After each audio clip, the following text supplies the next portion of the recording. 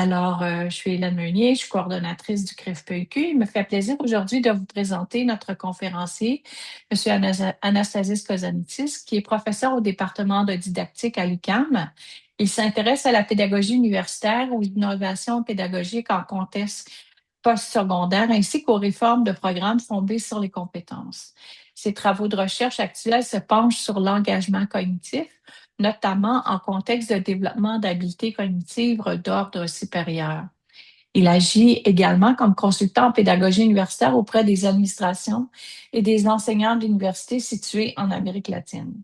Il collabore fréquemment avec des organismes présents dans ces régions et dont la mission est d'amélioration de la qualité de la formation universitaire. Sans plus tarder, Monsieur Kozanitis, je vais vous laisser la parole. Suite à la conférence, il y aura un moment d'échange, de discussion qui vous permettra de poser des questions ou d'échanger avec notre conférencier. Alors, à vous la parole. Merci beaucoup, Hélène. Bonjour tout le monde. Merci d'être présent pour cette présentation. Elle va durer, je ne sais pas, entre peut-être 40, 45 minutes. Je vous présente quelques résultats d'une recherche qu'on a menée dans le cadre d'une recherche plus globale menée par les différents UQ, les différentes régions du Québec, à travers notamment les universités du Québec, mais aussi en collaboration avec d'autres, soit des établissements collégials ou secondaires, et parfois même d'autres organismes communautaires. C'était un projet qui était une commande finalement par à la fois le MES et le MEL pour qu'on aboutisse à un modèle pour les transitions, euh, mais un modèle qui se voulait contextualisé pour le Québec. Donc, puisqu'il existe quand même certains modèles de transition, mais soit qu'ils sont pour les États-Unis, en tout cas développés dans un contexte autre que celui du Québec. Donc, c'était ça notre mission, et chaque regroupement, c'est comme ça qu'on s'appelait, chaque regroupement a mené des projets qui nous étaient propres en fonction des contextes. Donc, je vais vous présenter ça. Puis, à la toute fin, si vous voulez, je vais aussi vous présenter le modèle qui a été développé, qui est accessible sur un site web avec tous les documents et surtout les ressources. Euh, beaucoup de ressources ont été développées euh, pour à la fois les étudiants, les professeurs, les professionnels. Bref, il y a un peu de tout pour tous. Et je vais vous aiguiller sur l'endroit où vous pourrez aller pour retrouver ces ressources-là qui sont tous libres. Donc, utilisation gratuite et libre pour tous, que vous pouvez adapter pour votre contexte. Alors, je vais partager mon écran. J'ai préparé un diaporama. Alors, j'espère que vous m'entendez tous bien. Désolé pour la voix, je suis encore enrhumé ou grippé, je ne sais pas trop. Je faisais de la fièvre il y a déjà quelques jours, et j'ai un peu de mal, donc à vraiment avoir toute la concentration. Euh, alors, je vais vous présenter un peu le contexte. Je vous en ai déjà glissé un mot. Pourquoi on s'est intéressé à la diversité? Donc, si on reprend le titre, hein, soutenir la transition, mais pour les populations de la diversité sexuelle et de genre et ethnoculturelle. Donc, je vais vous présenter les raisons qui ont mené à ce choix-là. Euh, on devait regarder des mesures de soutien aux transitions. Donc, on avait euh, comme objectif d'analyser, d'évaluer des mesures qui ont été mises en place par les milieux, donc soit dans les cégeps, soit dans les universités. On pouvait aussi regarder dans les établissements scolaires, mais bon, nous, on s'est intéressé à ce qui se faisait au niveau collégial et universitaire. puis quelques résultats, donc des données à vous présenter au contexte montréalais. Puis, comme je vous disais, là, voir le modèle de soutien, puis une période de questions, de discussion à la toute fin. Alors, la question était vraiment comment soutenir les transitions interordres, notamment pour les populations qui étaient sous-représentées en contexte postsecondaire. Donc, le ministère avait vraiment ce souci-là.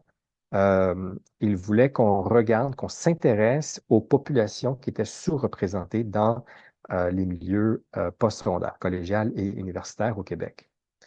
Donc, reconnaissant l'importance de favoriser l'inclusion et de soutenir la réussite de tous et de toutes, les établissements d'enseignement supérieur ont mis en œuvre des initiatives adaptées à leurs besoins spécifiques. Donc, on a regardé, nous, euh, puisqu'on s'est intéressé à la transition, la T3, donc le passage du secondaire au collégial, et aussi à la T4, donc le passage du collégial à l'université.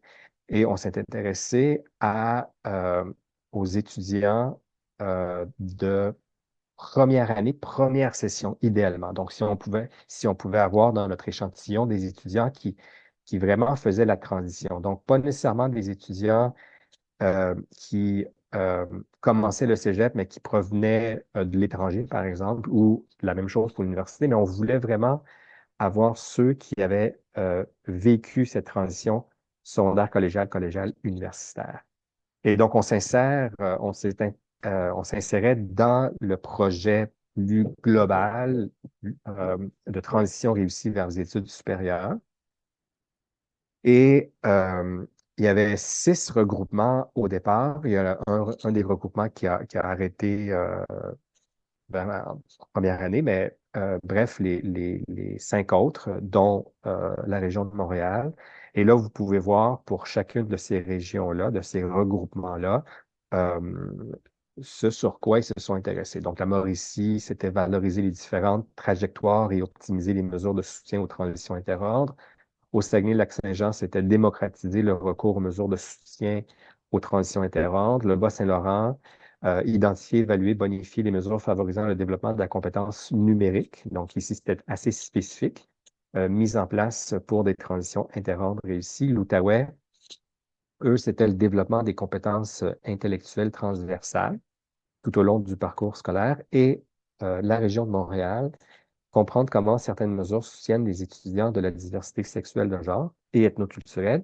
Et on s'est intéressé aussi aux étudiants parents, donc lors des transitions interordres. Malheureusement, notre échantillon n'a pas permis d'avoir de répondants de cette catégorie-là.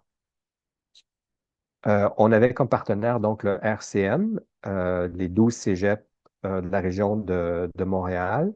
Et l'équipe, on était quand même une toute petite équipe. Il y avait moi, donc de l'UQAM. Il y avait une professeure du cégep Antique qui était libérée pour une journée par semaine, donc pour travailler à ce projet-là. Et on avait aussi un assistant qui nous aidait avec tout ça. Donc, on s'est posé la question, qu'est-ce qui fait que la région de Montréal est particulière comparée aux autres régions du Québec? Et on s'était dit que probablement c'est la diversité. S'il y a un dénominateur commun, pas exclusivement à la région de Montréal, mais c'est quelque chose qui est quand même assez prégnant dans la région de Montréal. Donc, origine ethnique, le genre, l'identité de genre, la langue, capacité physique, intellectuelle, la religion, le sexe, l'orientation sexuelle, l'âge, la neurodivergence, le statut socio-économique. Bref, on avait quand même là plusieurs éléments de diversité sur lesquels on pouvait choisir. Euh, il y avait aussi la provenance et la trajectoire, donc la culture de la personne, donc sa culture familiale, sociale, voire même scolaire ou académique. Euh, Bentar. Koma Mwane, jam. oui, je pense qu'il y a un micro qui est ouvert. Euh, donc, qu'est-ce que je disais? Donc, la, la- le- le- la source, si on veut, la raison qui fait en sorte que ces personnes-là se retrouvent dans une situation de diversité. Alors, on s'est dit, on va s'intéresser aux personnes de la diversité sexuelle de genre et aussi aux personnes de la diversité ethnoculturelle. Euh, Sachant aussi qu'il peut y avoir de l'intersectionnalité, donc certaines personnes peuvent avoir des identités multiples, donc une diversité multiple liée à leur identité. Alors voilà, voilà les deux sous-populations qui nous intéressaient, les personnes de la diversité sexuelle de genre, les personnes de la diversité ethnoculturelle. On s'intéressait aussi aux étudiants parents. Malheureusement, comme je le disais, on n'a pas eu de répondants, donc on n'a pas de données à présenter. Euh, donc, les défis, les enjeux liés aux transitions interordres peuvent être accentués en raison des expériences sociales ou académiques négatives pouvant avoir lieu durant cette période pour ces sous-populations-là. Ce que la littérature dit, donc par rapport aux personnes à diversité sexuelle de genre, donc ils font davantage face à de la discrimination, de la violence, du harcèlement. Ce qui peut avoir des effets délétères sur leur santé, leur motivation, peuvent vivre l'isolement social, davantage d'absentéisme, consommation de psychotropes, développement de symptômes dépressifs, voire même des idées suicidaires. Oups, je suis un peu trop vite. Donc, pour les personnes à diversité ethnoculturelle, eux, c'est davantage faire face à des préjugés, des stéréotypes, toute autre forme de racisme aussi, ce qui peut avoir des effets négatifs sur l'adaptation à un nouvel environnement, sur leur performance et sur la persévérance dans les études. Puis, évidemment, comme je le mentionnais, le phénomène d'intersectionnalité peut accentuer les difficultés et compromettre encore davantage la persévérance et la réussite de ces personnes. Donc, notre question générale était de quelle manière les mesures de soutien à la transition interordre existantes favorisent-elles la réussite éducative des personnes étudiantes issues des populations de la diversité en contexte montréalais? De façon plus spécifique, on voulait identifier les mesures qui existaient pour soutenir la transition interordre euh, pour ces personnes-là, caractériser donc ces mesures qui étaient mises en place dans les établissements, identifier les besoins, les obstacles et les facilitateurs lors de la transition au collégial ou à l'université des personnes étudiantes qui s'identifient à ces populations et comprendre les effets perçus des mesures facilitant les transitions au collégial et à l'université par ces personnes, de ces sous-populations. Très rapidement, donc le cadre théorique et conceptuel, on a pu quand même profiter du modèle intégré développé par De Clercq. On l'a même invité. On lui a payé son billet d'avion pour qu'il vienne nous présenter son modèle de transition, donc les différents moments, préparation, rencontre, adaptation et stabilisation. Alors ça nous permettait d'avoir un cadre conceptuel pour pouvoir situer les différentes transitions, les différents moments à la transition. Puis, comme dans son modèle, il utilise ou fait référence à la théorie de l'autodétermination de Deci et Ryan, bien évidemment, nous en avons aussi euh, euh, tenu compte. Donc, on a considéré aussi cette théorie-là et on a essayé d'avoir des données sur perception de compétences, l'autonomie et les besoins d'affiliation de nos répondants. On est allé dans un modèle mixte, à la fois quantitatif, qualitatif. On a eu un N finalement de 811 répondants, donc il fallait que ce soit des étudiants de première année, première session, qui répondent au questionnaire. On a regardé donc à travers les 22 questions leurs caractéristiques sociodémographiques, leur intégration académique, leur intention de persévérer dans les études, des questions sur l'environnement éducatif et les facteurs institutionnels qu'ils considèrent aidants ou pas, les obstacles ou les difficultés qu'ils ont vécues lors de la transition, les facilitateurs lors de cette transition-là, leur sentiment de satisfaction à l'égard de leur autonomie quant au choix exercé, leur affiliation, donc on retrouve ici les éléments de la théorie d'autodétermination, et la compétence à réaliser des études postsecondaires. Pour le volet qualitatif, on a pu interviewer 10 personnes intervenantes dans les différentes mesures. Donc, des personnes qui interviennent dans les mesures de soutien aux transitions. Il y avait aussi 4 personnes gestionnaires et malheureusement, il n'y a eu que 2 personnes étudiantes qui ont répondu à l'appel. Alors, on était un peu déçus. On aurait voulu avoir plus de personnes répondantes pour le volet qualitatif. Mais bon, je vais vous quand même présenter ce que les intervenants et les gestionnaires ont dit par rapport à ce que leurs étudiants vivent lors de ces transitions-là. Euh, un premier passage dans les établissements collégiales nous a permis d'identifier quelques mesures qui existent donc pour aider. Donc, par mesure, il fallait que ce soit évidemment quelque chose qui était propre à l'établissement, là. Et c'était quelque chose qui est financé par l'institution euh, et qui avait quand même une existence dans le temps, dans la durée. Et une des mesures qu'on a trouvées intéressantes, c'est la première. Je ne sais pas si vous la voyez, là, mais c'est assez petit, mais c'est ce qu'on appelle les bureaux des étudiants de première année. Alors ça, c'est une mesure qui est présente dans différents établissements. Donc, on peut voir là, que le Cégep du Vieux-Montréal, la UNTIC, Voie de Boulogne, Maisonneuve, Collège Dawson et John Abbott ont tous mis en place cette mesure. Donc, c'est la mesure qu'on a retenue, entre autres, parce que j'ai des données sur d'autres mesures, mais pour question de temps, aujourd'hui, je vais me concentrer sur celle-ci.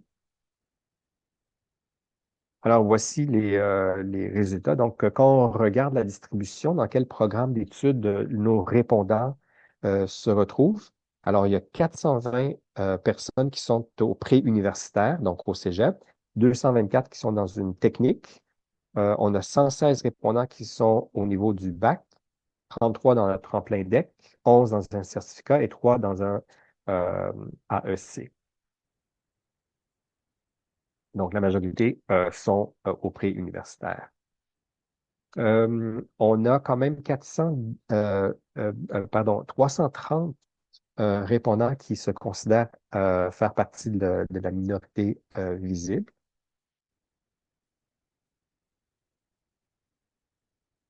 Quand on regarde la distribution ici à la question sur l'identité de genre, euh, alors on a un fort pourcentage de personnes qui se considèrent femmes, 23,8 hommes. Puis, nous avons quand même, euh, oups, pardon, ici, bon, le reste, mais après, ce qui est intéressant, à la question sur l'orientation sexuelle, euh, bon, presque 61% se considèrent comme hétérosexuels, mais regardez quand même un 32,4% des répondants qui sont dans une autre catégorie, donc non hétérosexuels. Alors ça nous a surpris quand même, puisque c'est quand même plus élevé que ce qu'on retrouve dans les données, dans les articles scientifiques. On leur a posé la question s'ils ont été victimes de discrimination ou s'ils ont senti avoir été traités injustement au sein du milieu d'études. Il y a quand même un petit pourcentage qui disent oui.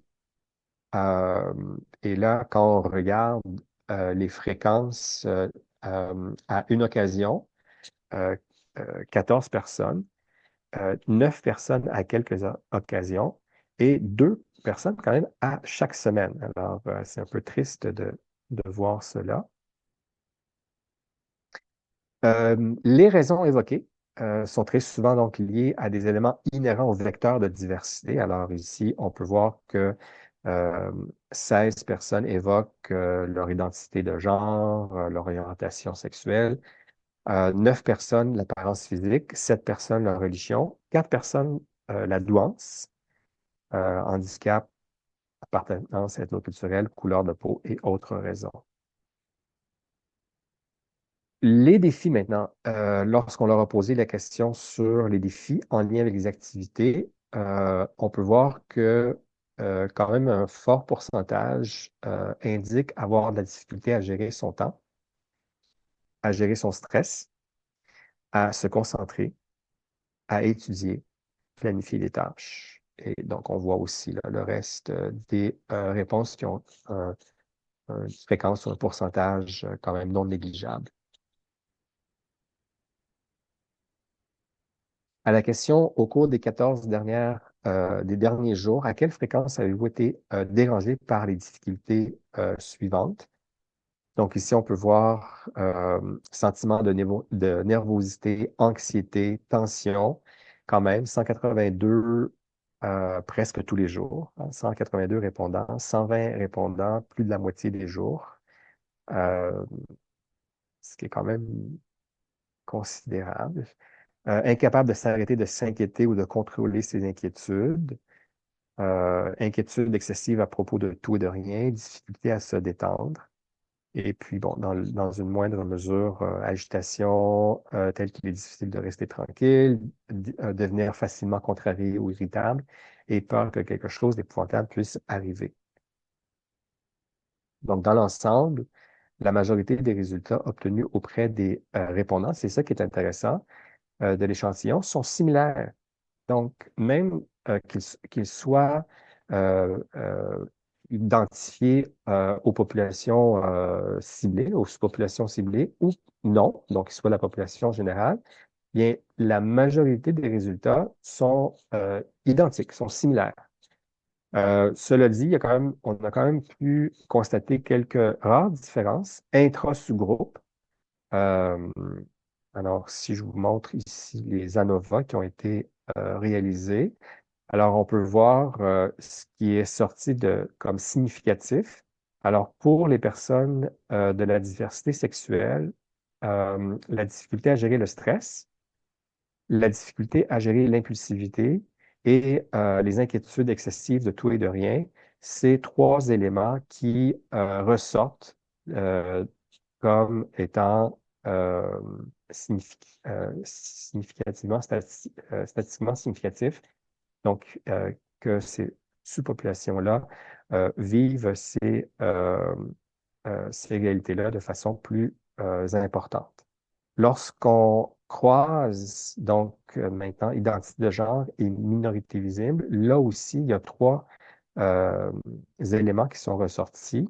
Donc, difficulté à gérer l'impulsivité, peur que quelque chose d'épouvantable leur arrive et sans grand étonnement, victimes de discrimination. Alors, ces personnes-là, donc à l'intersectionnalité, vont vivre ces trois éléments-là de façon plus importante que les autres personnes. Euh, Quand on leur a demandé s'ils ont consulté, alors il y a quand même 73 répondants qui ont consulté un psychologue ou un éducateur spécialisé, les travailleurs sociaux, l'infirmière, l'orthopédagogue, le psychoéducateur, l'orthophoniste et le sexologue. Euh, donc, c'est quand même bien d'avoir accès hein, à ces professionnels-là, puisqu'ils sont évidemment sollicités par les étudiants. Maintenant, pour le bureau des étudiants de première année, donc la question leur a été posée s'ils connaissent l'existence de cette mesure-là, de ce bureau-là. 57% ont répondu oui, et de ceux-là, presque 16% s'y sont rendus, donc sont allés profiter des services offerts dans le bureau d'étudiants de première année. Maintenant, la question, comment ils en ont entendu parler? La grande majorité, c'est lors de la journée d'accueil. Euh, donc à 40%. Sinon, c'est un enseignant, une enseignante ou un membre du personnel qui ont mentionné ça aux personnes. Euh, bon, dans une moindre mesure, à travers Omio, Mio, par une affiche, par une page web, un kiosque à l'Agora et les réseaux sociaux. Donc, on aurait pu penser que c'est par les réseaux sociaux que ça serait le plus facile pour rejoindre les étudiants, mais non.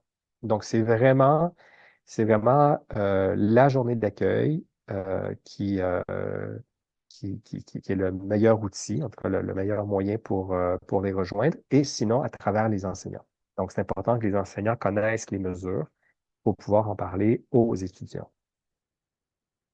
Maintenant, qu'est-ce qu'ils en pensent de ce bureau des étudiants de première année?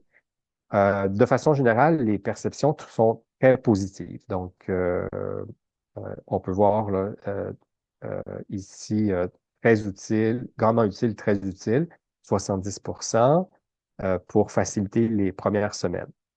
42% pour rencontrer des nouvelles personnes ou se faire des amis. Donc, bon, c'est peut-être moins important, mais pour mieux composer avec le stress, quand même, 60% trouvent que c'est très utile. Se sentir plus à l'aise avec les autres aussi. Donc, c'est quelque chose qui est aidant. Pour les orienter vers les services. Alors, ça, c'est intéressant, puisque c'est un, un endroit où les gens peuvent se rendre sans rendez-vous, hein. Les étudiants qui ressentent un certain besoin peuvent se diriger vers le bureau des étudiants de première année sans avoir pris de rendez-vous. Et là, peuvent parler aux personnes qui sont présentes et ces personnes-là peuvent les diriger vers les services plus spécialisés ou avec des besoins plus particuliers. Alors ça, c'est intéressant.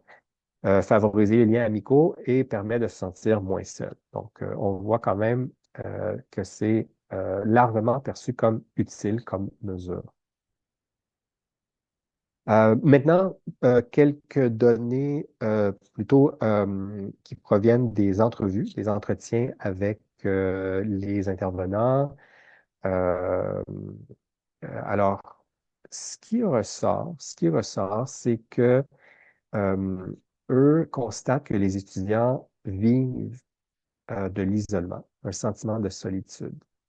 Euh, Surtout quand ils font le passage du secondaire vers le collégial. Donc, il y a une perte de repères. On passe d'une école avec des effectifs de 500 élèves à des effectifs de 5000 étudiants, des fois même plus. Alors ça leur pose problème. Difficulté à se faire de nouveaux amis, difficulté à s'affirmer, à mettre ses limites. Il constate aussi beaucoup de jeunes qui vont s'isoler, donc ils vont aller manger seuls ou vont se cacher entre les cours plutôt que de socialiser. Certains étudiants aussi vivent des conflits avec leurs parents, donc euh, c'est pas nécessairement une ressource qui peut les aider. Alors, certains, par exemple, la diversité ethnoculturelle où les parents n'ont pas, eux, vécu le cégep, donc ne savent pas un peu comment fonctionne le cégep. Alors, c'est difficile pour eux de comprendre pourquoi leur enfant n'est pas à l'école l'après-midi, par exemple. Pourquoi tu n'es pas en cours, pourquoi tu n'es pas à l'école. Et donc, ça peut causer des conflits. Aussi pour la diversité euh, euh, ethnoculturelle avec euh, l'intersectionnalité ou la diversité sexuelle de genre. Donc là non plus, les parents ne peuvent pas comprendre certaines réalités et vont donc ne pas, ce ne sera pas des personnes où les étudiants vont pouvoir échanger, parler, discuter de ces choses-là. Et aussi, ils ont la difficulté à communiquer en face à face entre eux. Sur le plan de la santé mentale, des difficultés d'apprentissage et autres besoins particuliers, ce qui est ressorti, un peu comme pour les données quantitatives, les personnes qui interviennent auprès des étudiants remarquent une grande anxiété, donc un degré d'anxiété très élevé. Un manque de stratégie d'étude, donc ils ne savent pas trop comment s'y prendre pour réussir. Parfois la maîtrise du français. qui est difficile pour certains étudiants, donc évidemment, qui peut avoir des effets donc, sur la réussite de façon plus générale. Euh, Distinguer entre diagnostic en santé mentale et symptômes anxieux avant l'examen. Donc, les étudiants qui vont vivre comme ça des pics d'anxiété juste avant les examens, qui ne savent pas trop où se tourner pour recevoir de l'aide. Euh, L'organisation des sessions, donc c'est plus court hein, au cégep, à l'université aussi, donc le fonctionnement qui est différent, il n'y a pas de groupe classe. Ils ont beaucoup de liberté, donc ils ont de la difficulté à structurer, à gérer leur temps. Donc ça, c'est quelque chose qui est ressorti aussi dans les données quantitatives. Difficulté à équilibrer la liberté et la responsabilité. Donc, c'est très important ça. Donc, on est en première session, première année et vivre ces difficultés-là, donc sans trop savoir comment s'en sortir. Et on sait que quand il y a des échecs en première session, très souvent, ça mène à des abandons. Euh, Devoir s'afficher, devoir recommencer le processus de changement de nom à l'université. Donc, ça, c'est quelque chose qui est particulier. Leur dossier ne va pas nécessairement les suivre. Donc, ça, ils doivent recommencer. Accès aux mesures d'aide qui est plus complexe à l'université. Donc, c'est plus difficile d'avoir accès aux différents services que lorsqu'ils étaient au cégep. Donc, en conclusion, les principales difficultés concernent la gestion du stress, la gestion du temps, la capacité à établir de nouvelles relations. Euh, il a également été révélé qu'une partie importante des répondants souffrent d'épisodes récurrents de niveau élevé de stress et d'anxiété. Donc, ces difficultés peuvent être exacerbées pour les personnes de la diversité sexuelle et de genre et ethnoculturelle, notamment par les effets liés à l'intersectionnalité. Donc, la collaboration interordre, interprofessionnelle et intersectorielle, semble une avenue prometteuse pour mieux répondre aux besoins des populations étudiantes.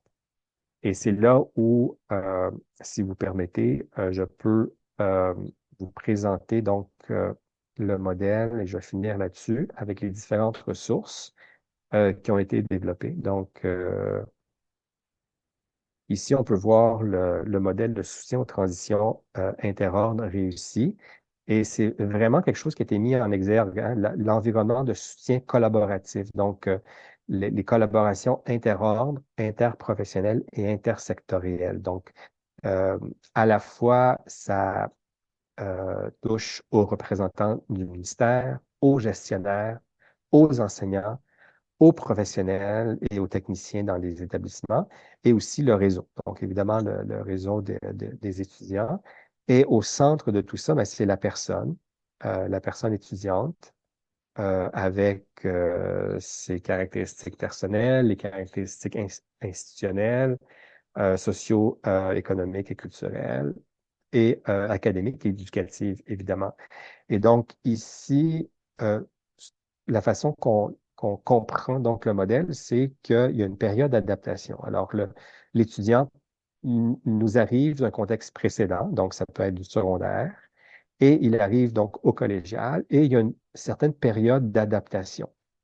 Et si cette adaptation-là se passe bien, euh, les expériences qu'il va vivre donc se passent bien, il y a satisfaction face au projet d'étude et donc il y a poursuite vers un contexte suivant. Et on a introduit le concept de préaptitude. Alors, c'est un terme qu'on ne voit pas très souvent en français, mais on a essayé de trouver un terme pour readiness en anglais. On a trouvé préaptitude. Donc, comment est-ce que euh, le milieu peut aider l'étudiant à être prêt donc à vivre ses expériences et à connaître du succès. Donc, c'est vraiment en répondant à ces besoins qui sont contextualisés, où on va mieux y arriver. Donc, c'est une action qui est concertée, c'est une collaboration qui est demandée par l'ensemble des intervenants du milieu pour justement faire en sorte que les personnes puissent bien vivre cette transition. Je vous ai mis le lien donc des différentes ressources qui ont été développées dans le cadre de ce projet-là. Je vais juste arrêter parce que je veux aller directement sur le lien. Euh, je l'ai déjà ouvert, donc ici, je vais partager. À l'instant, j'y arrive avec vous. Donc, lorsque vous allez cliquer sur le lien, ça va vous amener à cette page-ci, donc la page qui est hébergée à UQ, à l'UQ à Québec.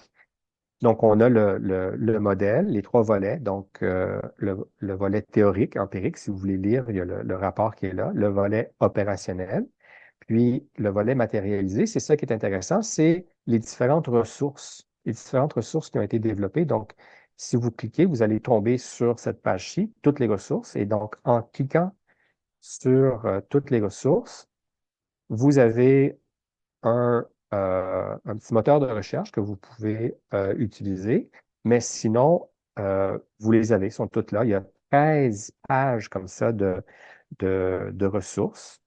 Euh, donc, par exemple, ici, ABC d'une activité d'accueil réussie aux études postsecondaires. Donc, si ça vous intéresse de proposer une activité d'accueil, bien, vous pouvez aller cliquer là-dessus, puis vous allez tomber directement sur la ressource. Donc, très souvent, c'est des infographies.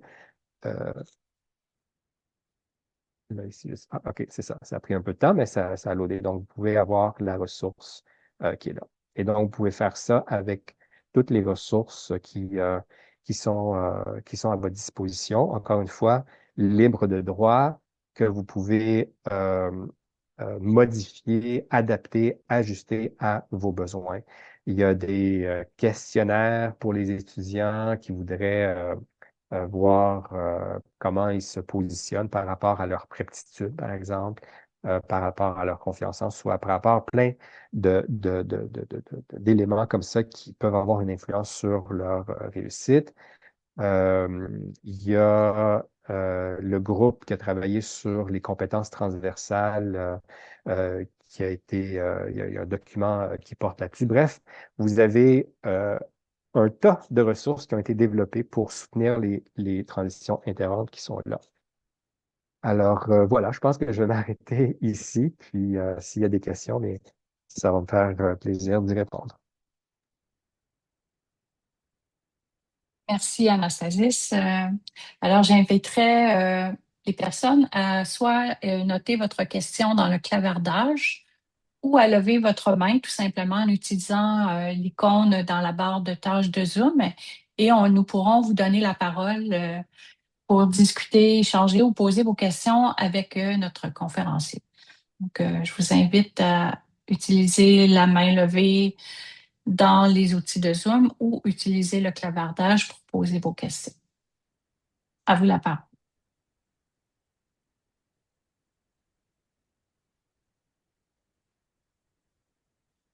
C'est toujours la première fois ou le premier pour casser la glace. Alors, merci, Madame Desbiens. À vous la parole. Donc, vous pouvez ouvrir votre micro et poser votre question. Est-ce qu'il y a des ressources, ce que vous montriez tantôt, est-ce que c'était des ressources générales pour transition réussie ou s'il y a des ressources qui ont été réalisées ou qui ont été teintées plus spécifiquement de la collecte de données que vous avez fait dans le cadre de ce projet-là? Oui, c'est une bonne question. Donc, à la fois, le modèle tel qu'il a été développé a été nourri par les différents projets et aussi les ressources. Donc, c'est certain que quand vous allez tomber sur des ressources qui ont été développées par un certain regroupement, très souvent, c'est en lien avec un établissement ou, euh, disons, une ressource qui est propre à leur milieu, mais ça ne veut pas dire qu'on ne peut pas la généraliser.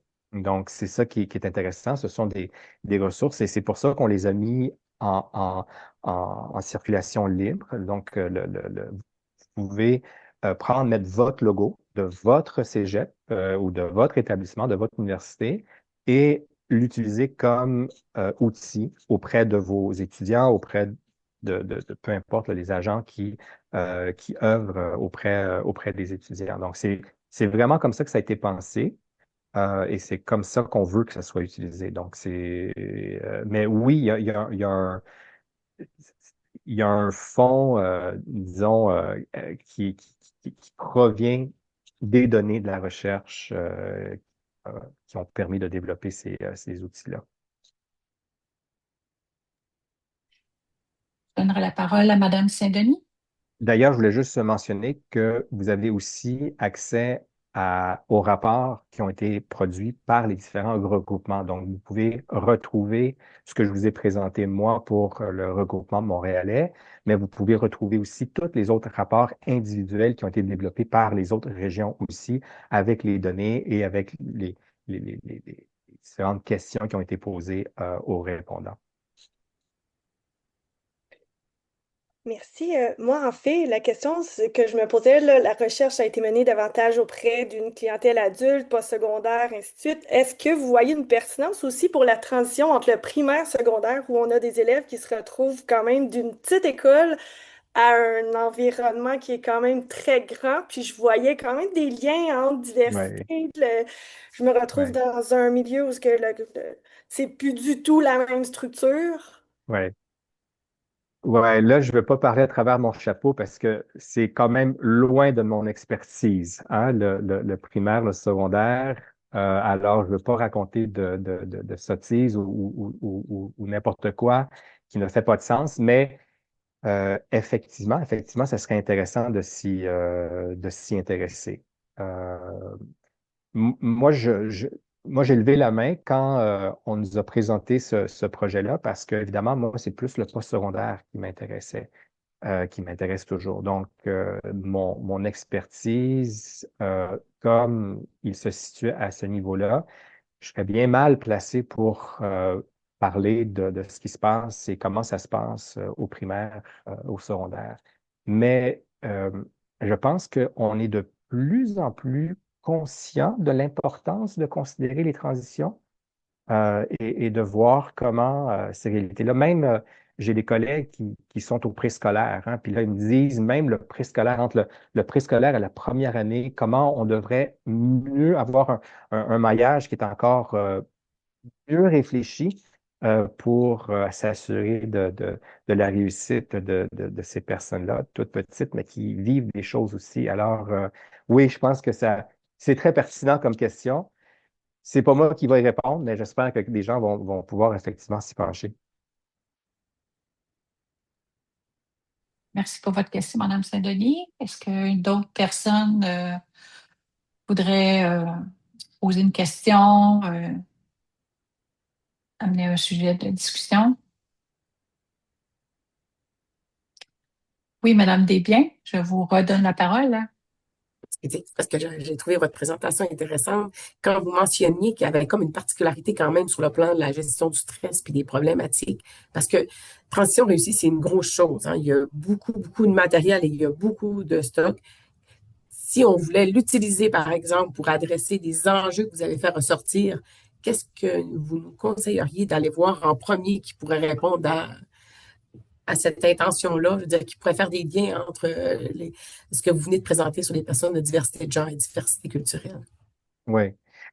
Donc, est-ce que c'est sous l'angle de qu'est-ce que les professionnels peuvent utiliser pour aider ces personnes-là ou qu'est-ce qu'on devrait mettre comme mesure simplement à travers, pour répondre à ces besoins-là?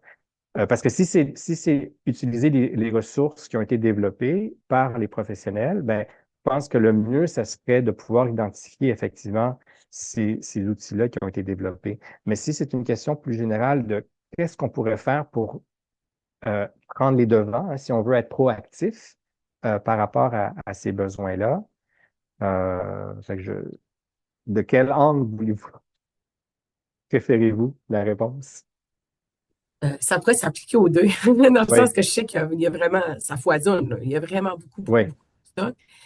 Mais mettons, par exemple, par les ressources, parce que vous dites que ce qui a été réalisé s'est inspiré de vos travaux également. Mais quand je regarde la liste des choses, on dirait que j'avais pas fondamentalement remarqué que c'était orienté vers un ou l'autre. Fait que je me oui. demandais si on s'intéresse à une porte d'entrée, comment on peut Ouais. Donc, pour ces sous-populations spécifiques-là, c'est ça, ouais. Ouais. Il n'y a pas, effectivement, il n'y a pas quelque chose, il n'y a pas une ressource qui a été développée spécifiquement pour, euh, pour ces sous-populations-là. Euh, une des mesures que je ne vous ai pas présentées, mais qui existent dans les différents établissements, c'est des mesures qui sont davantage, dont la responsabilité retombe sur les regroupements étudiants.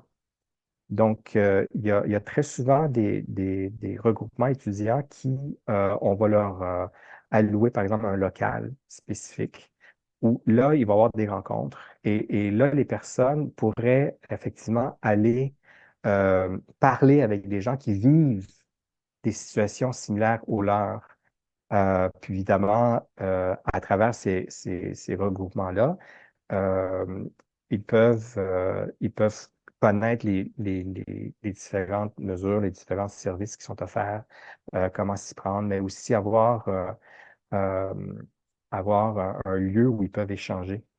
Malheureusement, comme c'est dépendant beaucoup des étudiants, ces mesures-là, parfois, il y a quelqu'un qui va prendre le leadership et donc ils vont faire vivre cette mesure-là.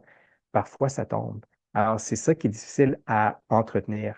Et une des mesures qu'on a remarquées au Cégep d'Antique, c'est vraiment comment il appelle la personne du corridor. En tout cas, c'est un professionnel qui est là, mais lui, euh, il se promène dans les corridors, il va parler aux gens.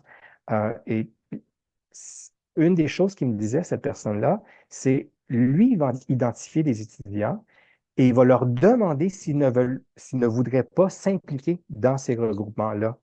Alors, c'est un peu une façon de s'assurer qu'il y a toujours quelqu'un qui va s'occuper donc de ces, de ce local-là, de faire vivre ce local-là pour qu'il y ait présence et quand les étudiants en ressentent le besoin, puissent aller s'y retrouver pour pouvoir discuter.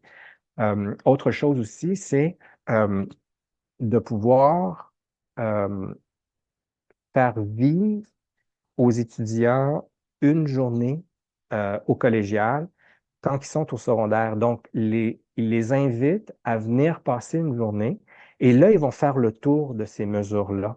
Et donc, ils vont leur présenter le local du bureau des étudiants de première année.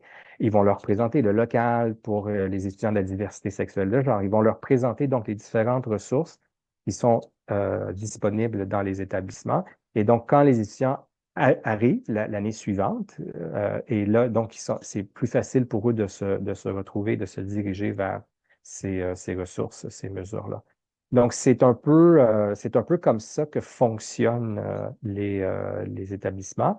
Euh, est-ce qu'on pourrait développer d'autres outils? Sûrement, sûrement, très certainement. Il existait, hein, c'est pas qu'il n'existait pas des pamphlets déjà, mais malheureusement, ce qu'on remarquait, c'est que les étudiants ne les utilisent pas, ne savent pas où les retrouver. Et donc, ça prend une action, une personne vraiment. Et donc, ces ressources-là qui vont se promener comme ça dans les corridors, vont identifier les personnes qui sont isolées, vont identifier les personnes qui ne parlent pas à personne, qui n'ont pas d'amis, qui sont isolées, pour les ramener, donc identifier c'est qui, puis les amener vers les bons regroupements pour que l'intégration se fasse. Et ça, c'est important. Ça, c'est quelque chose qui a été remarqué. Parce qu'une personne qui est isolée, évidemment, est plus susceptible à des problèmes d'abandon, de non-réussite, tout ça. Donc, c'est encore une fois, ça repose sur les épaules de personnes. Euh, Merci. D'autres interventions, d'autres questions de la part de nos personnes présentes, participantes? Alors, merci Anastasis pour cette présentation et les réponses apportées aux différentes interventions des personnes participantes. Alors, comme je le disais précédemment, l'enregistrement de la conférence de M. Kozanitis sera disponible éventuellement sur le site du CRIFPE, ainsi que la présentation PowerPoint et les références dont il nous a parlé aujourd'hui. Merci encore, Merci. Anastasis. Merci pour l'invitation, Hélène. Merci pour tout le monde. Au revoir. Bonne fin de journée. Au revoir. Au plaisir.